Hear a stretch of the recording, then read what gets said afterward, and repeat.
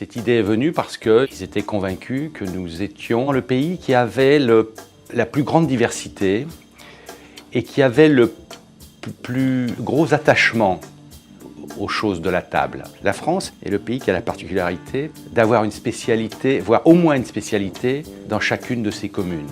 Au-delà même donc, de l'aspect culinaire, il y a un véritable aspect social. Parce qu'on est l'un des rares pays, encore une fois, où on prend le temps, dans différentes occasions, de passer à table. Voilà. Donc c'est tout cela qui a été retenu.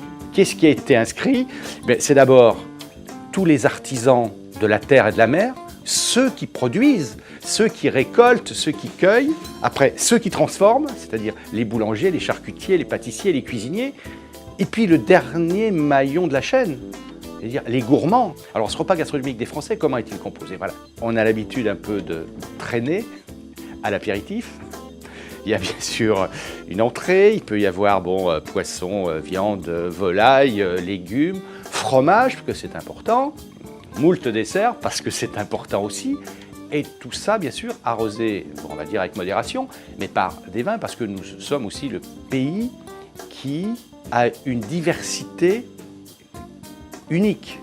Faire une journée de la gastronomie, comme pour la musique et comme d'autres activités culturelles, c'est important qu'il y ait un coup de projecteur comme ça. Donc ça ne va pas conforter ceux qui s'y intéressent, mais ça va forcément éveiller les curiosités et ça va forcément attirer des gens qui n'avaient jamais pensé à la gastronomie. Et rien que pour ça, je dis bravo.